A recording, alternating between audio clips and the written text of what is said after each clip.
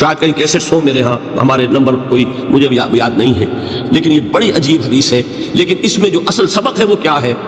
اس طریقے سے شیطان لیت و لال، تاخیر، تعویق، ابھی کیا جلدی ہے، ذرا اس کام سے فارغ ہو لو، ذرا پھر تلافی کر لینا، ذرا زیادہ زور سے کام کر لینا، یہ وہ چیز ہے کہ جو وہ تو خیر صحابی تھے، بچ گئے.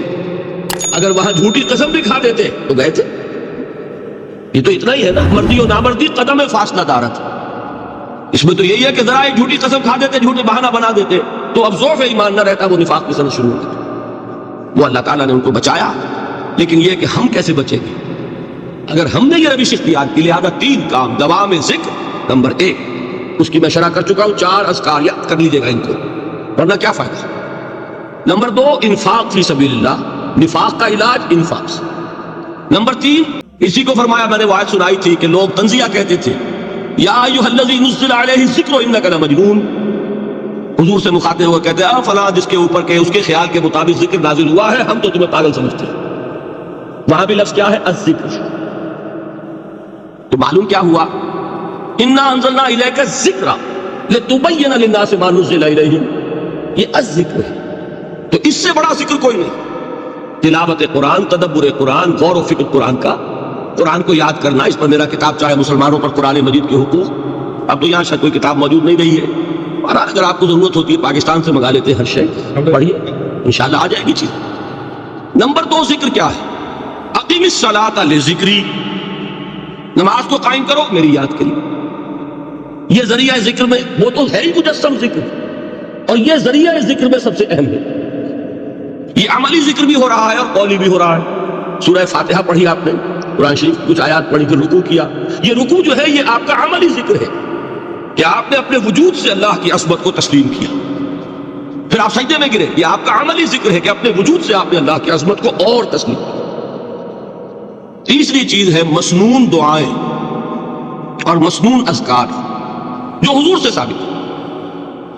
ہمارے ہاں کیا ہو گیا؟ مجھے فلاں بزرگ نے یہ چیز بتائی ہے، وہ تو پڑھتے چلے جا رہے ہیں، نہ قرآن سے دلچسپی، نہ اذکار مسنونہ سے دلچسپی.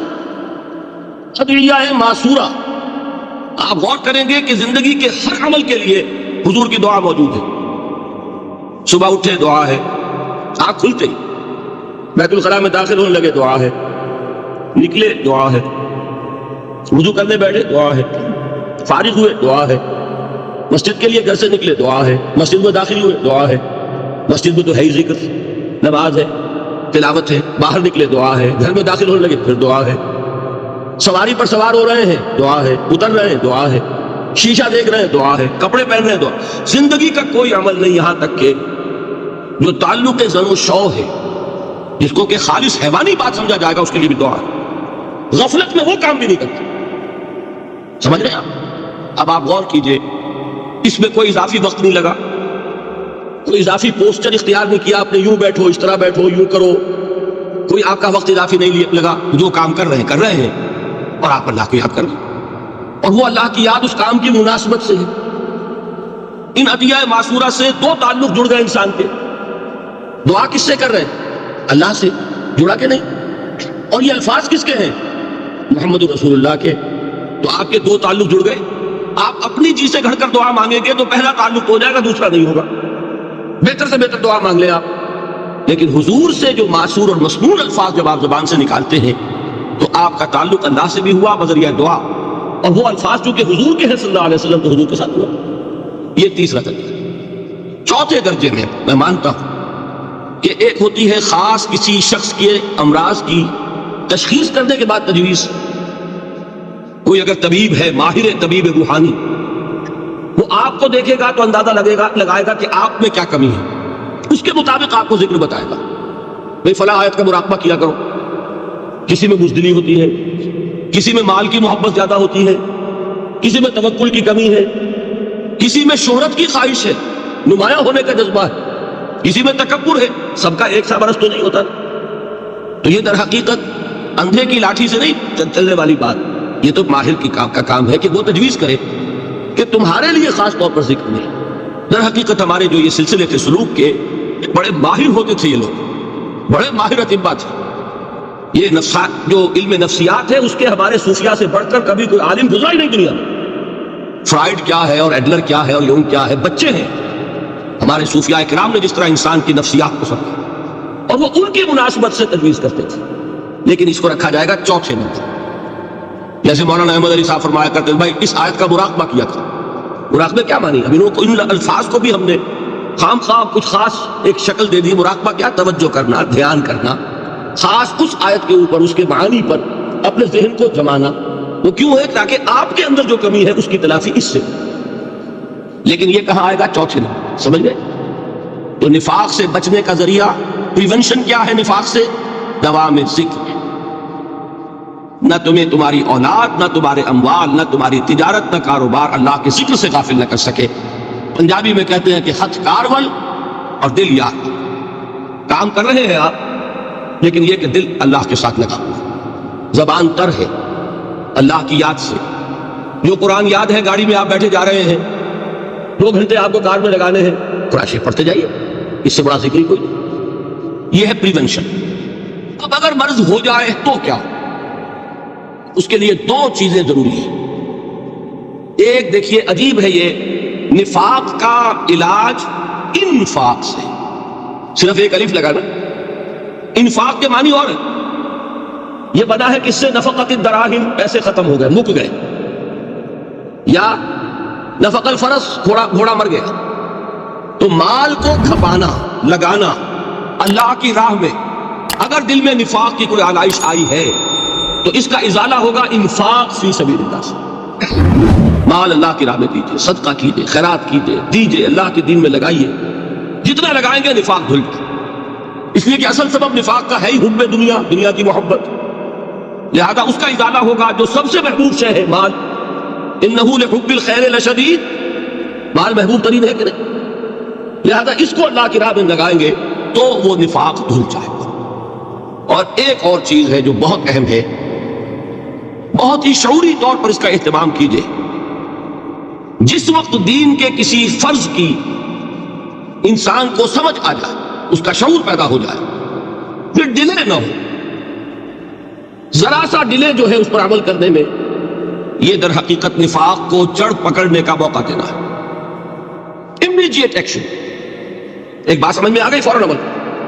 اس میں شیطان کیا کرتا ہے؟ ذرا ٹھہر جاؤ، ابھی دیکھو یہ فرض ہے، یہ ذمہ داریاں ہیں، یہ کرنا ہے، اور پھر لگا دینا اپنے آپ کو.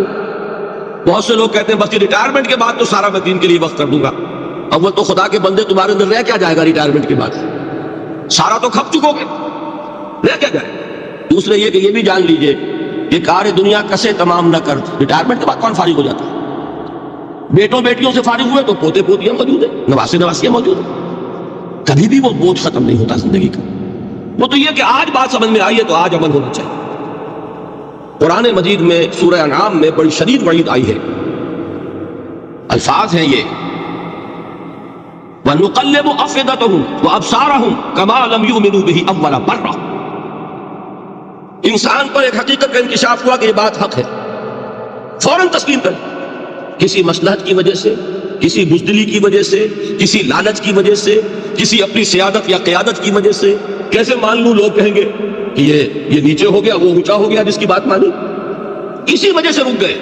تو اللہ تعالیٰ اندر سے وہ جو استعداد ہے حق کو پہچاننے کی وہ سلب کر لیتا. وَنُقَلِّبُ أَفْئِدَتَهُمْ وَأَبْصَارَهُمْ، ہم الٹ دیں گے ان کے دلوں کو بھی اور ان کی آنکھوں کو بھی. کیوں؟ كَمَا لَمْ يُؤْمِنُوا بِهِ أَوَّلَ مَرَّةٍ، اس لیے کہ وہ پہلی مرتبہ جب انکشاف حق ہوا ہے وہ ایمان نہیں لائے. اس کا میں ایک واقعہ آپ کو سنانا چاہتا ہوں کہ کس طرح صحابہ کرام پر بھی وقتی طور پر یہ واقعہ اگر صحابہ کرام کا نہ ہوتا تو یہ حقائق سمجھ میں نہ آتے. غزوہ تبوک کے موقع پر یہ میں جملہ انکمپلیٹ رہ گیا، ضعف ایمان کا حملہ ہو جاتا تھا، نفاق کا نہیں معاذ اللہ. لیکن ضعف ایمانی کی اگلی منزل شروع ہو جاتی ہے نا، نفاق. یہاں جھوٹ بولنا شروع کیا، نفاق، جھوٹی قسمیں کھانی شروع کی، سیکنڈ سٹیج. اور جہاں مومنین صادقین سے بغض اور عداوت پیدا ہو گیا، وہ تھرڈ سٹیج. تو وہ ضعف ایمان کا کیسے ہوتا ہے یہ حضرت کعب ابن مالک نے بڑی تفصیل سے بیان کیا. غزوہ تبوک کے موقع پر جہاں منافقین نے آ کر جھوٹے بہانے بنائے، جھوٹی قسمیں کھائیں اور حضور سے ایگزمپشن لے لی، چھٹی لے لی، رخصت لے لی، وہاں 3 ایسے صحابہ بھی تھے جو مومن صادق تھے، لیکن وقتی طور پر شیطان نے انہیں ورغلایا. کیسے ورغلایا وہ سمجھ لیجیے. کعب ابن مالک نے تفصیل سے بیان کیا ہے، اور میرے نزدیک یہ جہاں تک میرا مطالعہ ہے طویل ترین حدیث ہے، بخاری اور مسلم میں بھی موجود ہے۔ حضور جب واپس آئے ہیں اور اب آپ نے ایک ایک کو بلایا، جن لوگوں نے تو پہلے ہی جھوٹی قسمیں کھا لی تھی ان کو تو بلانے کی ضرورت نہیں تھی، لیکن کچھ لوگ ایسے بھی تھے کہ جنہوں نے ایگزمپشن بھی نہیں لی تھی اور گئے بھی نہیں تھے۔ اب ان کو آپ نے ایک ایک کر کے پیشی ہوئی، آپ کیوں نہیں گئے تھے؟ تو اب جو منافقین تھے ان میں سے انہوں نے اس موقع پہ جھوٹی قسمیں کھا لی، خدا کی قسم حضور ہم تو بالکل تیار تھے، پوری میں نے تیاری بھی کر لی تھی، پورا ارادہ تھا، یہ وقتی طور پر یہ مصیبت مجھ پر آ پڑی۔ جس نے قسم کھائی انہوں نے کہا اچھا ٹھیک ہے جائیے۔ کعب ابن مالک کی باری آئی تو ان کے الفاظ اپنے یہ کہ جب میں پیش ہوا تو حضور کے چہرے مبارک پر ایک غصے والی مسکراہٹ تھی، زہر خند کہتے، ایک مسکراہٹ ہے لیکن غصے کے ساتھ، غضبناک۔ آپ فرمائیے آپ کیوں نہیں گئے؟ حضرت کعب یہ فرماتے ہیں کہ میں نے عرض کیا کہ حضور زبان میرے پاس بھی ہے، جھوٹ میں بھی بول سکتا ہوں، لیکن جھوٹ بول کر میں اس وقت آپ کی ناراضگی سے تو بچ جاؤں گا لیکن اللہ کی پکڑ سے نہیں بچ سکوں گا۔ میں اعتراف کرتا ہوں کہ جتنا صحت مند میں اس زمانے میں تھا کبھی نہیں تھا، جتنا فارغ البال اس وقت تھا کہ میرے پاس ساز و سامان موجود تھا راستے کے لیے، اتنا میں کبھی نہیں تھا۔ لیکن ہوا کیا؟ ہوا یہ کہ مجھے میرے نفس نے، شیطان نے پٹی پڑھائی۔ وہ پٹی کیا پڑھائی کہ حضور تو 30,000 کے لشکر کے ساتھ چلیں گے تو لشکر تو سلولی موو کرے گا نا، تمہارے پاس بڑی تکڑی، بڑی توانا صحت مند اونٹنی ہے، تم ذرا 2 دن بعد چلنا تیزی کے ساتھ اور حضور سے مل جانا، بس یہ تاخیر کارواں۔ تو انہیں خیال آیا کہ ابھی 2 دن گھر کی ٹھنڈی چھاؤں ہے، میں یہاں پہ جو آرام ہے وہ کر لوں۔ مجھے جگر کا شعر یاد آیا ہے کہ تپتی راہیں مجھ کو پکارے، دامن پکڑے چھاؤں گھنیری۔ ایک طرف فرض کی پکار ہے، اس میں تو ظاہر بات ہے کہ وہ تپتی راہیں ہیں، لا تنفروا فی الحر سنا چکا ہوا ہے۔ یہاں گھر میں، نخلستان میں، کھجوروں کی چھاؤں میں، اہل و عیال میں یہ ٹھنڈی چھاؤں جو ہے یہ پکڑ رہی ہے، بھائی 2 دن ٹھہر کے چلے جاؤ، ٹھیک ہے، کوئی نیت میں خرابی نہیں ہے۔ اس کے بعد پھر جب ابھی 2 دن اور ٹھہر جاؤ، یہ تو بڑا لمبا سفر ہے، ذرا تیز اور دوڑ لیتا۔ تو فرماتے ہیں کہ حضور میں اسی طریقے سے تاخیر و تعویق میں پڑا رہا، یہاں تک کہ ایک روز اچانک مجھ پر یہ چیز منکشف ہوئی کہ تو میں چاہے کتنا بھی تیز چل لوں میں آپ سے نہیں مل سکتا، میرے اعصاب ڈھیلے ہو گئے، اس طرح میں محروم رہا۔ حضور نے بائیکاٹ کا حکم دیا صحابہ کو، 3 صحابہ تھے ایسے، 2 اور تھے جنہوں نے اسی طریقے سے اعتراف کیا۔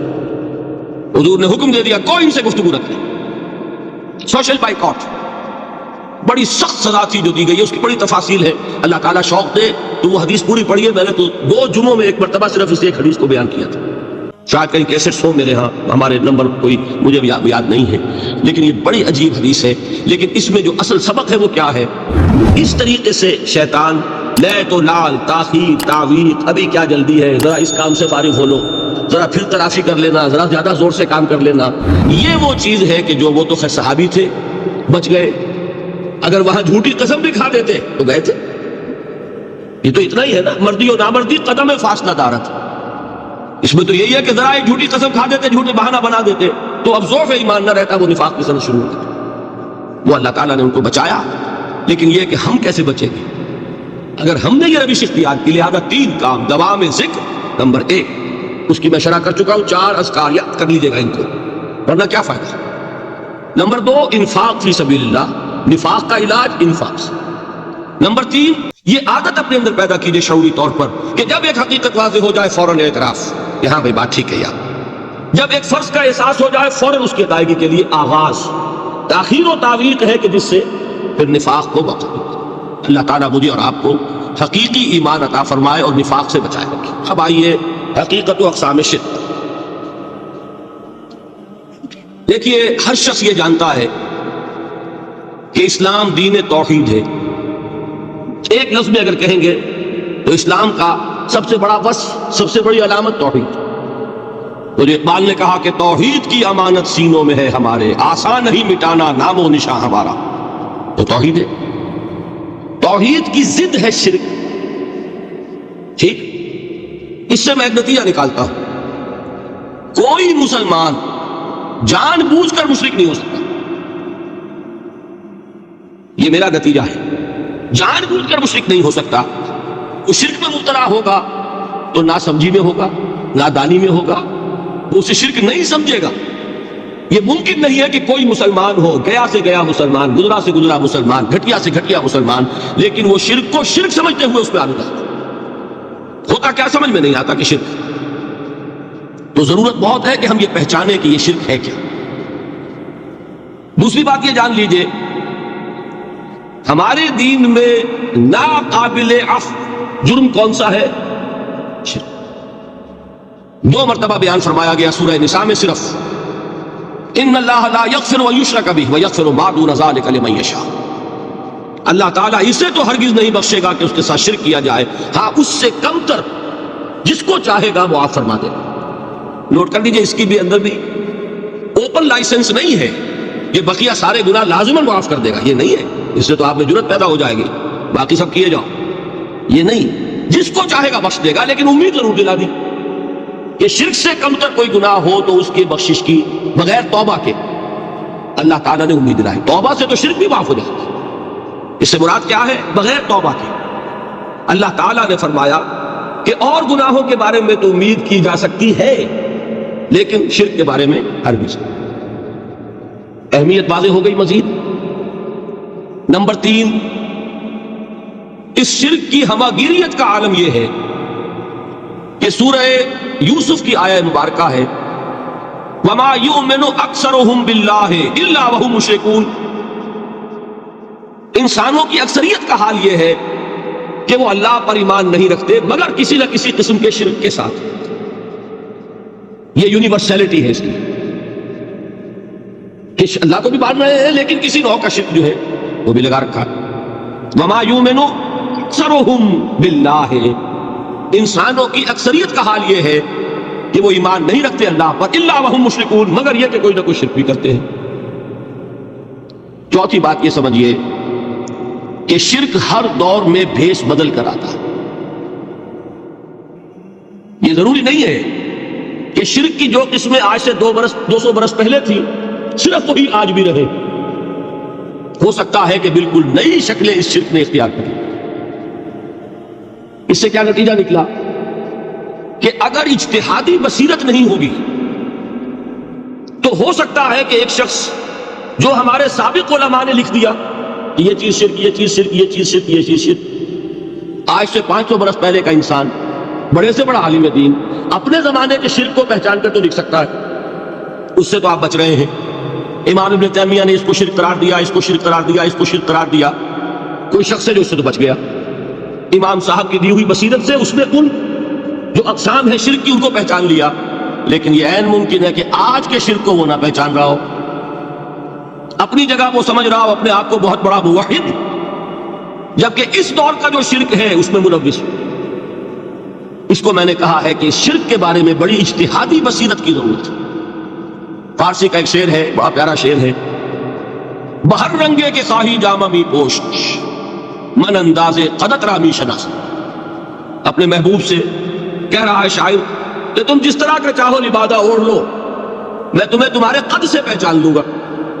کتنا ہی چھپا لو اپنے آپ کو، کیسے ہی لباس بدل لو، بہر رنگے کے خواہی جامہ می پوش، من انداز قدت رامی شناس، میں تمہارے قد سے تمہیں پہچان۔ یہ اگر بصیرت نہ ہو کہ شرک کو اس کے قد سے پہچان سکے، اس کے لیے ضرورت ہے اصولوں کی۔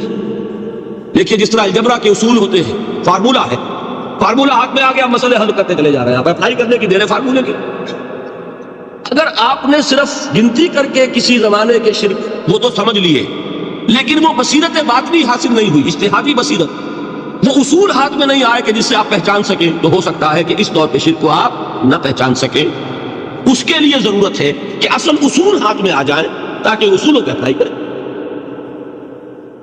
ایک بات مجھ سے اور سن لیجئے، میرا اپنا یہ تاثر ہے، ہمارے دین میں خیر، بھلائی، نیکی، چاہے وہ نظریے کی ہو، علم کی ہو، عقیدے کی ہو، عمل کی ہو، اخلاق کی ہو، وہ سب کیا ہے؟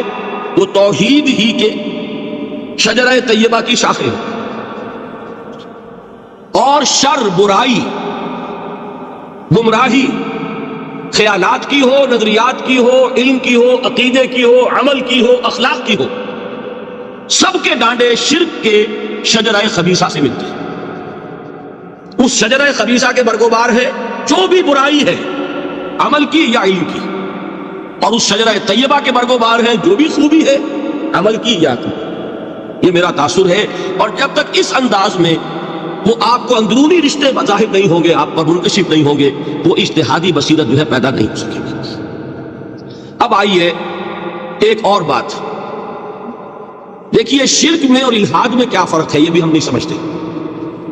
الحاد مادہ پرستی وہ کیا ہے؟ ایتھیزم، کسی بھی خدا کا انکار۔ ہمارے آج کے دور کی سب سے بڑی گمراہی یہ ہے۔ شرک کیا ہے؟ خداؤں کو ماننا۔ یہ کیا ہے؟ تھیزم ہے، لیکن پولی تھیزم ہے۔ توحید کیا ہے؟ مونو تھیزم ہے، ایک خدا کا ماننا۔ لیکن شرک کے اندر ایک اور حقیقت کو پہچان لیجئے، شرک میں ہمیشہ ٹاپ پر ایک خدا کو مانتے ہیں، باقی سارے خدا نیچے ہوتے ہیں، اوپر جا کر وہ توحید ہوگی ہمیشہ۔ کوئی مشرکانہ نظام ایسا نہیں ہے جو ٹاپ پر جا کر توحید نہ بنتا۔ دیکھیے ہندو دیویاں دیوتا بے شمار، لیکن مہادیو وہ بھی کیا دو ہیں؟ مہادیو وہ تو ایک ہے۔ انگریزی میں گاڈز گاڈیسز، لیکن وہ چھوٹے جی سے لکھے جائیں گے، چھوٹے جی سے لکھے جانے والے gods and goddesses. Roman mythology ہو، گریک مائتھولوجی ہو، ان دیویوں دیوتاؤں کے نام ہی آپ نہیں یاد کر سکتے، لیکن گاڈ بڑے جی سے وہ ایک ہے کہ نہیں؟ ٹاپ پر جو ہے وہ ایک ہے، اس کو وہ بھی مانتے ہیں کہ اومنی پوٹنٹ، اومنیشنٹ، اومنی پریزنٹ، علی کل شیء قدیر، بکل شیء علیم، ہر جگہ موجود، وہ تو ایک ہی ہے، وہ تو کیپٹل جی سے لکھا جائے گا۔ باقی اس کے نیچے فوج ہے دیویوں کی، دیوتاؤں کی، خداؤں کی اور خدانیوں کی، وہ گاڈز اینڈ گاڈیسز ہیں۔ عرب میں کیا تھا؟ میں نے پہلے آپ کو وہ دو مثالیں دے دی ہیں، تیسری اور ایران کی لے لیجئے۔ خیر کا خدا اور شر کا خدا اور، ایک یزدا ایک اہرمن، ٹھیک، سنویت ہو گئی نا، دو خداؤں کو مانا، لیکن وہی ہے جو خدائے خدائے گاں، خداؤں کا خدا، اس کو ایک ہی مانتے ہیں۔ یہی معاملہ عرب میں تھا، اللہ وہ ایک ہی تھا ان کے ہاں۔ قرآن میں آتا ہے ان سے پوچھئے وَلَئِن سَأَلْتَهُم مَّنْ خَلَقَ السَّمَاوَاتِ وَالْأَرْضَ لَيَقُولُنَّ اللَّهُ۔ جب ان سے کہا جاتا ہے کہ کس نے پیدا کیا آسمان اور زمین کو، یہ فوراً کہہ گیا وَأَنَّىٰ يُؤْفَكُونَ، تو یہ ماننے کے بعد کدھر جا رہے ہیں؟ وہ کیا کہتے تھے کہ وہ بڑا اللہ تو ایک ہی ہے، لیکن چھوٹے آلہہ ہیں۔ آلہہ اور اللہ میں وہی فرق ہے جو کیپٹل جی کا گاڈ اور چھوٹے جی سے گاڈز اینڈ گاڈیسز، وہی فرق ہے کہ جو مہادیو اور دیویوں اور دیوتاؤں میں ہے، وہی وہاں تھا اللہ وہ ایک اور سپریم، سب سے بالا تر، اس سے اوپر کوئی نہیں، تخلیق میں اس کا کوئی ساجی نہیں، لیکن اس نے کچھ آلہہ ہیں جنہیں کچھ اختیارات تقسیم کیے ہوئے، کچھ اس کے لاڈلی ہستیاں ہیں جو سفارش کر سکتی ہیں۔ بس یہ شرک تھا مشرکین مکہ۔ بات سمجھ رہے ہیں؟ اس کا جائزہ لیں گے تو آپ کو، اور جو آج شرک کی اقسام میں بیان کروں گا اس کو ہاتھ میں لیں گے تو کسی موحد کا تلاش کرنا مشکل ہو جائے گا۔ ڈھونڈ اب ان کو چراغ رخ زیبا لے کر، آج ان کا نام مسلمان ہے، ان کی اکثریت کسی نہ کسی نوع کے شرک میں مبتلا ہے۔ اب آئیے اقسام شرک۔ اقسام شرک میں بھی وہی کیفیت ہے جو نفاق کے بارے میں میں نے عرض کی تھی کہ ایک تقسیم یہ ہے جو علماء نے کی ہے، ایک ہے عقیدے کا نفاق، ایک ہے عمل کا نفاق۔ اسی طرح ایک ہے عقیدے کا شرک، ایک ہے عمل کا شرک۔ عقیدے میں نہیں، عمل میں ہے۔ ایک تقسیم آپ نے سنی ہوگی شرک جلی، شرک خفی، ایک ہے ننگا شرک، کھلم کھلا شرک، ایک ہے چھپا ہوا شرک جو نظر نہیں آتا۔ لیکن ایک مغالطہ اپنے دل سے نکال دیجئے، بعض لوگ شرک خفی کو شرک نہیں سمجھتے، یہ بہت بڑی غلطی ہے۔ اگر وہ شرک نہ ہوتا تو حضور اسے شرک نہ کہتے، کوئی اور لفظ، عربی زبان کا دامن جو ہے محدود نہیں ہے، پھر اس کے لیے کوئی اور لفظ اختیار فرمایا جاتا ہے، وہ شرک۔ لیکن ایک شرک ہے جلی جو نمایاں ہے، نظر آ رہا، ایک ہے شرک خفی جو نظر نہیں آ رہا، اور وہ کتنا خفی ہو سکتا ہے اس کی ایک مثال دی حضور نے۔ شرک خفی اتنا خفی ہو سکتا ہے، ذرا مبالغہ دیکھیے جو حضور نے بات کو سمجھانے کے لیے مثال میں جو مبالغہ اختیار فرمایا۔ ایک سیاہ اندھیری رات میں ایک سیاہ پتھر پر ایک سیاہ چیونٹی کو رینگتے ہوئے دیکھنا جتنا مشکل ہے اتنا ہی شرک خفی کا پہچاننا مشکل ہے. بتائیے، آپ نے فرمایا انا افصح العرب، میں عرب کا فصیح ترین انسان ہوں. اس سے آگے کوئی مثال دی جا سکتی ہے؟ اندھیری رات، تاریک رات، پتھر سیاہ، چیونٹی سیاہ، کون دیکھ سکتا؟ جتنا اس کو دیکھنا ناممکن ہے اتنا ہی شرک خفی کا پہچاننا مشکل ہے. گویا کہ اس سے تو اللہ ہی بچائے گا تو انسان بچے گا. ایک آخری بات تمہیداً اور عرض کر دوں، پھر میں چلوں گا اقسام پر. میری جو باتیں آپ کے سامنے آئی اس سے ایک منطقی نتیجہ نکلتا ہے. کوئی شخص اگر حقیقتاً شرک سے بچ جائے، واقعتاً شرک سے بچ جائے، ہر قسم سے بچ جائے، اس سے بھی اوپر کوئی انسان ہوگا. گویا کہ یہ آخری منزل ہے. یا یوں کہیے کہ جس شخص کے بارے میں اللہ تعالیٰ یہ مان لے کہ میرا یہ بندہ شرک سے بری ہے، اس سے بڑی سند کوئی ہے؟ دی ہائیسٹ ٹیسٹیمونیل، سب سے بڑی سند، سب سے بڑی تعریف جو بندے کی ہو سکتی ہے وہ کیا ہے؟ یہ مشرک نہیں. یہی وجہ دیکھیے آپ قرآن مجید میں حضرت ابراہیم کے ذکر میں دیکھیں گے. ابراہیم کا مقام کیا ہے؟ خلیل اللہ، ابو الانبیاء، امام الناس. تین نسبتیں ہیں، تینوں بڑی حسین. اللہ کے ساتھ نسبت کیا ہے؟ خلیل. واتخذ اللہ ابراہیم خلیلا. ابو الانبیاء، کتنے نبی ہیں ان کی نسل میں؟ اسحاق اور اسماعیل سے چلیے، پھر یعقوب اور یوسف، اور پھر چلیے موسیٰ اور ہارون، اور پھر چلیے سارے انبیاء بنی اسرائیل کے، حضرت عیسیٰ، پھر یہاں تک کہ محمد رسول اللہ. کس کی اولاد ہے؟ ابراہیم کی. ابو الانبیاء. اور نمبر 3، انی جاعلک للناس اماما، امام الناس. اور قرآن میں جو سب سے بڑی سند انہیں دی جاتی ہے وہ کیا؟ وما کان من المشرکین. تو ابراہیم مشرکین میں سے نہیں تھے. معلوم ہوا کہ یہ سب سے بڑی سند ہے، سب سے بڑا سرٹیفکیٹ ہے، سب سے بڑا ٹیسٹیمونیل ہے جو اللہ کی طرف سے کسی کو مل جائے. میں جو اقسام شرک بیان کرنا چاہتا ہوں تو میری تقسیم ذرا مختلف ہے. اب ذرا اپنے ذہن میں وہ نقشہ بنا لیجئے، آپ بنایا کرتے ہیں ایک، اس کو پھر 3 میں تقسیم کیجئے. شرک کی 3 بڑی بڑی قسمیں ہیں. شرک فی الذات نمبر 1، شرک فی الصفات نمبر 2، شرک فی الحقوق نمبر 3. اور یہ میں عرض کر دوں آپ سے پہلے ہی، یہ مضمون بہت طویل ہے. میں آج صرف یہ کروں گا کہ خاکہ مکمل کر دوں. اب اس خاکے میں رنگ بھرنا، وہ تو ایک موضوع پر شرک فی الذات پر پوری تقریر ہونی چاہیے، شرک فی صفات پر ہونی چاہیے. ایک ایک گھنٹے کے میرے 6 کیسٹ ہیں اللہ کے فضل و کرم سے، جو کئی سال سے وہ پھیل رہے ہیں. 6 گھنٹے میں نے ان چیزوں کو بیان کیا. وہ موجود ہوں گے، لیکن آج وہ خاکہ ذہن میں بنا لیجیے، اور کچھ آپ کو الجبرے کے فارمولے ہاتھ میں آ جائے تاکہ خود آپ میں صلاحیت پیدا ہو جائے پرکھنے کی کہ اس فارمولے کو اپلائی کر کے دیکھ لیں یہ شرک ہے یا نہیں. یہ 2 کام تو میں انشاءاللہ آج کر دوں گا، آپ مطمئن رہیں. باقی یہ کہ تفصیل تو ہر سلسلے میں تفصیل پھر بہت ہوگی. وہ شوق ہو تو وہ کیسے آپ سنیے. تو 3 تقسیمیں ہو گئی. شرک فی الذات، اللہ کی ذات میں کسی کو شریک کر دینا، یہ سب سے زیادہ نمایاں، سب سے زیادہ جلی، سب سے زیادہ عریاں، اور اللہ تعالیٰ کو سب سے زیادہ مبغوض اور ناپسند شرک.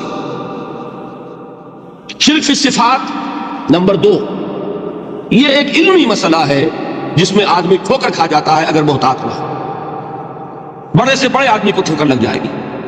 اس کا میں فارمولہ صرف آپ کو دوں گا، وہ ذہن میں رکھ لیجئے، پھر جہاں چاہے اپلائی کیجئے، انشاءاللہ تعالیٰ آپ کو ٹھوکر نہیں لگے.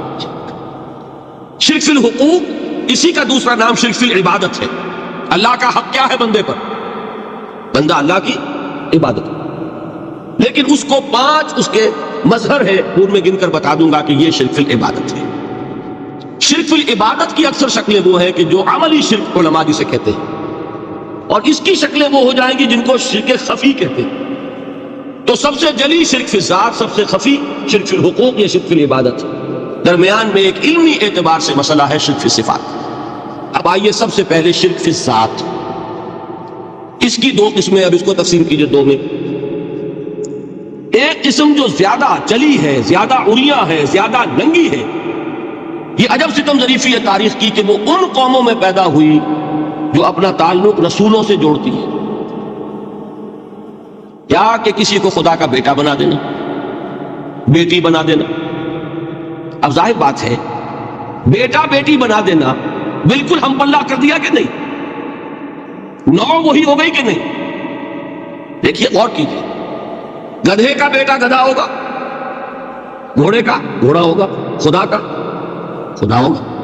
انسانوں میں آ جائیے، سید کا بیٹا سید ہوگا، مغل کا بیٹا مغل ہوگا۔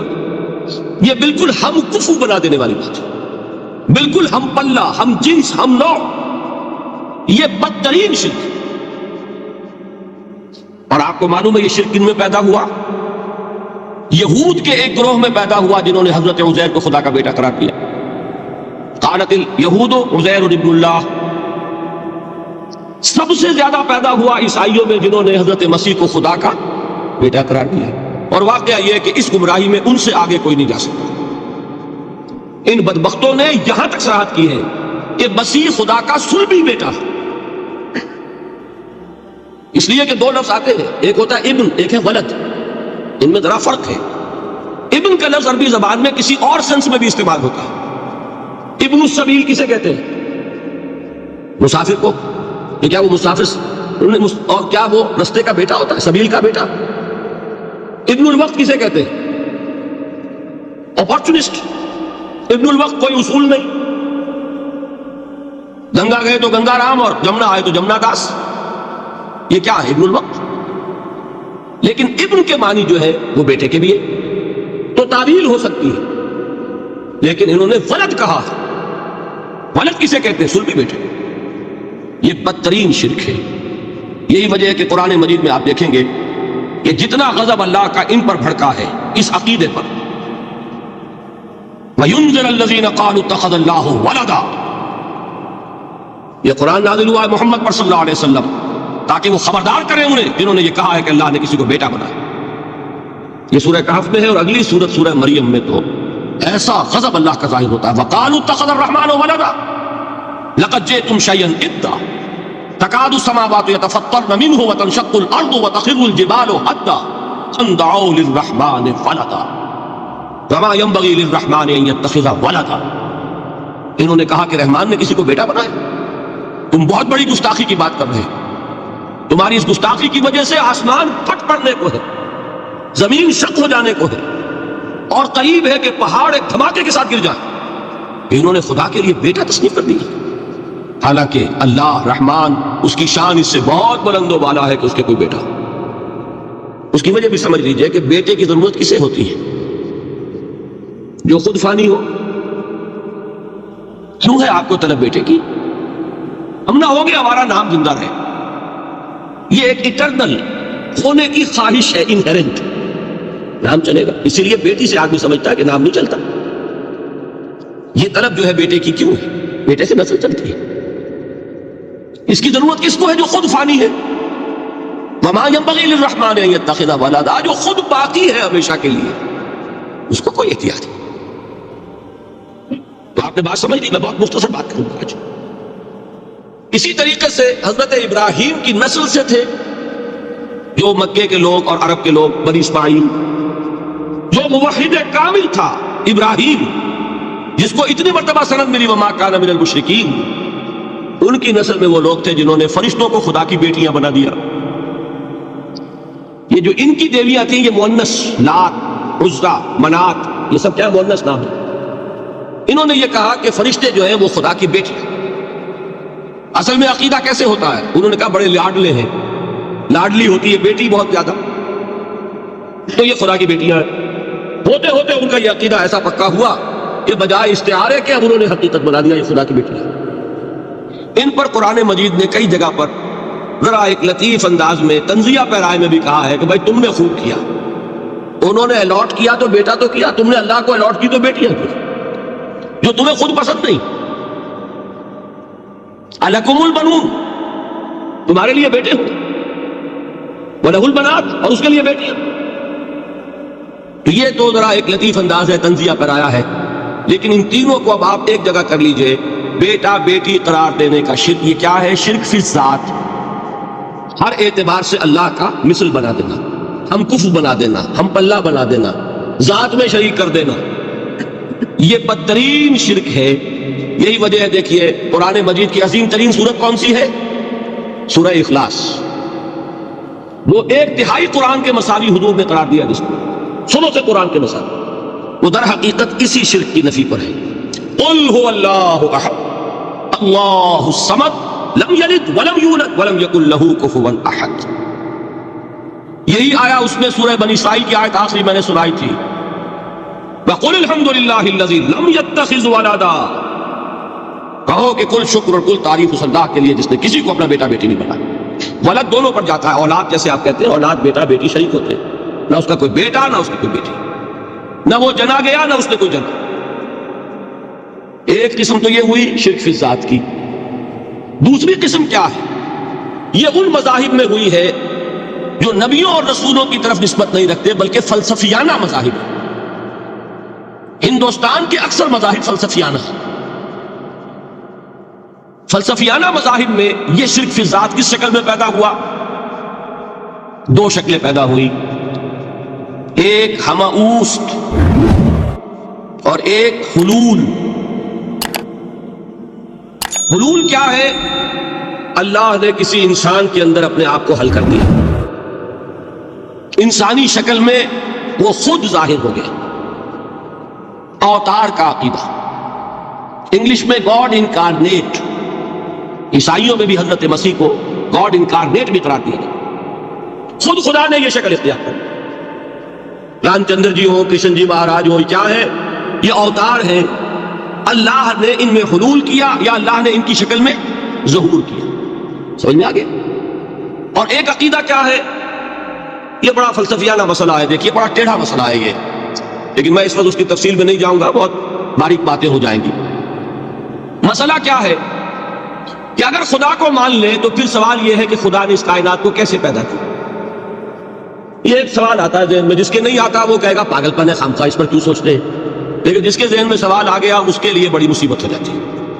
وہ تو سوچتا ہے، انسان کا اختیار نہیں ہوتا اپنے ذہن پر، وہ لاکھ رو کے اسے مت سوچو، وہ بہت سوچے گا۔ یہ مصیبت ہے فلسفیوں کی، کیسے پیدا کیا؟ اب ایک تصور تو یہ ہے کہ جیسے یہ میز ہے، بڑھئی نے بنایا اس کو، بڑھئی علیحدہ ہے، میز علیحدہ ہے، لیکن اس میں یہ بات ماننی پڑے گی کہ پہلے کوئی چیز تھی جس سے میز بنائی، لکڑی تو تھی نا، اس سے میز بنائی۔ لہذا ہندوؤں میں ایک عقیدہ یہ ہے کہ خدا بھی قدیم، مادہ بھی قدیم، خدا نے اس مادے سے یہ شے بنا دی، مادے سے یہ بنا دی۔ وہی مٹی کی تغاری ہوتی ہے، کمہار اس سے کوئی رکابی بنا دیتا ہے، کوئی وہ ہنڈیا بنا دیتا ہے، کوئی گھڑا بنا دیتا ہے، مٹی تو ہے نا پہلے۔ تو مادہ بھی قدیم، خدا بھی قدیم، اور مادے سے خدا نے یہ شکلیں بنا۔ ٹھیک، یہ بھی سنویت ہو گئی، توحید تو ختم ہو گئی۔ تو جن لوگوں کا ذہن تھا توحیدی لیکن اس مسئلے میں الجھ گئے، انہوں نے ایک اور شکل تجویز کی کہ خدا خود ہی اس شکل میں تبدیل ہو گیا۔ کیسے؟ جیسے برف پگھلتی ہے تو پانی بن جاتا ہے۔ پانی کہاں سے آیا؟ برف سے۔ اب کوئی پوچھے برف کہاں ہے؟ بھائی یہی پانی ہے، یہی برف ہے یا نہیں؟ اسی پانی کو آگ کے اوپر آپ نے رکھ دیا، وہ بھاپ بن گئی۔ اب آپ کہیں برف کہاں ہے، پانی کہاں ہے؟ یہی بھاپ جو ہے یہی در حقیقت پانی ہے، یہی بھاپ جو ہے یہی برف ہے۔ یہ ہے وہ ہماؤس پینتھیزم جس کو انگریزی میں کہتے ہیں، کہ خود خدا نے روپ دھار لیا اس کائنات کا۔ یہ دو فلسفے کیا ہے؟ یہ بدترین شرک۔ پہلی اگر شکل ہے تو وہ انسان خدا قرار پا گیا، جس کو اوتار مانا وہ خدا ہو گیا کہ نہیں؟ اور دوسری شکل میں تو ہر چیز ہی خدا ہے، یہ بھی خدا، یہ بھی خدا، پتھر بھی خدا، درخت بھی خدا، ہر چیز خدا۔ اس لیے کہ وہ برف پگھلی ہے تو پانی بنا ہے، وہ پانی چاہے زیر زمین آ رہا ہے، وہ پانی چاہے زمین کے اوپر دریا کی شکل میں آ رہا ہے یا زمین میں سوتے چل رہے ہیں، پانی تو وہی برف ہے جو پہاڑوں پر ہمالیہ پر پڑا ہوا، وہی پگھل رہا ہے، یہ کچھ بن رہا۔ یہ ہے شرک فی الذات کی دوسری قسم جو دنیا میں رہی، پینتھیزم اور انکارنیشن، یا حلول اور ہماؤست۔ سمجھ میں آگے؟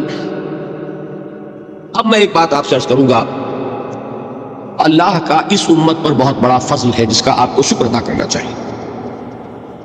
اس نوع کے شرک سے یہ امت 15ویں صدی شروع ہو جانے کے باوجود تاحال بحیثیت مجموعی محفوظ ہے.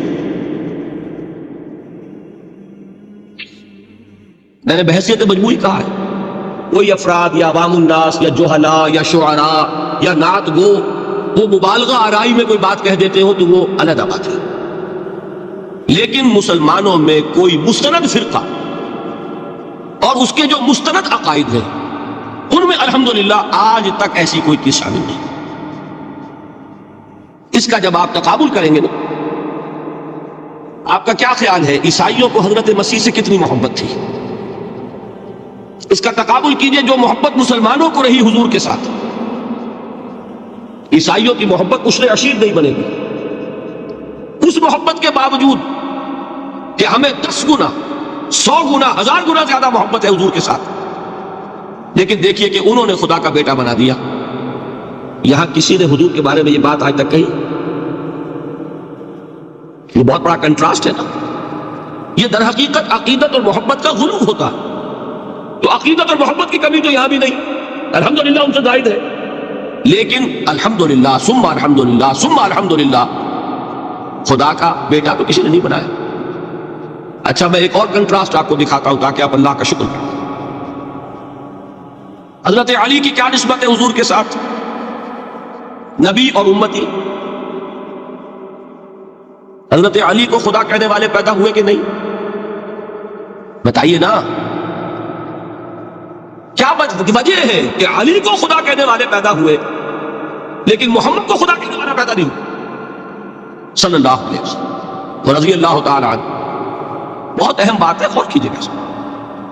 حالانکہ حضرت علی کا رتبہ کہاں، حضور کا کہاں. آج بھی آپ دیکھیے آپ کے جاہل عوام کے زبان پر نعرہ یا علی مدد کا ہوتا ہے، یا محمد مدد کسی نے کہا آج تک؟ یہ یا محمد لکھنے کے کام آتا ہے صرف. وہ مسجد پہ لکھ دو تاکہ پتہ چل جائے یہ فلاں فرقے کی مسجد ہے، دوسرا خود ہی بھاگ جائے وہاں سے. یہ صرف اس کام کے لیے ہے. باقی جہاں اصل میدان میں بات آتی ہے کوئی نعرہ لگاتا ہے یا محمد مدد. محمد کا رتبہ اونچا یا علی کا؟ تو ان سے کیوں نہیں مدد مانگی؟ یہ سوالات آپ کے سامنے رکھ رہا ہوں میں. پھر یہ کہ جس طریقے سے کہ غوث اعظم کو پکارا جاتا ہے کیا محمد کو پکارا جاتا ہے؟ کیا نسبت ہے؟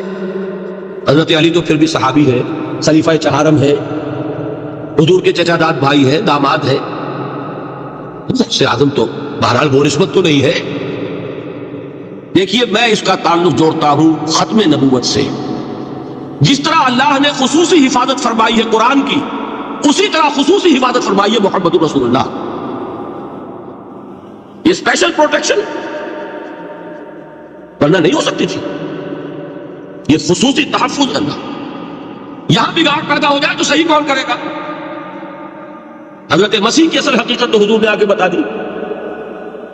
ذالک عیسی ابن مریم قول الحق الذی فیہ یمترون ما کان للہ ان یتخذ ولدا سبحانہ. یہ حضور نے آ کر حضرت مسیح کی حقیقت بیان کر دی کہ نہیں؟ سورہ مریم کی یہ آیات سنی تھی نجاشی رحمت اللہ علیہ نے جب حضرت جعفر ابن ابی طالب کی زبان سے، تو کیا کہا تھا تنکا اٹھا کر؟ خدا کی قسم جو ان آیات میں مسیح کا مقام بیان ہوا ہے مسیح اس سے تنکا بھر بھی زیادہ نہیں. لیکن اگر محمد رسول اللہ کو خدا کا بیٹا بنا دیا گیا ہوتا یا خدا بنا دیا گیا ہوتا تو کون آتا اس کی اصلاح میں؟ جیسے قرآن مجید کا تحفظ ہے ایسے ہی محمد رسول اللہ کا تحفظ ہے. وہ تحفظ ہوا کیسے ہے؟ جتنا قرآن مجید نے ایمفیسائز کیا حضور کی بشریت کو، قل انما انا بشر مثلکم، اے نبی ان کو بتاتے رہیے، بار بار بتائیے کہ مجھے کچھ اور نہ بنا لینا، میں بھی بشر ہوں، انسان. ہاں مجھ پر وہی ہوتی ہے تم پر نہیں ہوتی، یہ فرق ہے.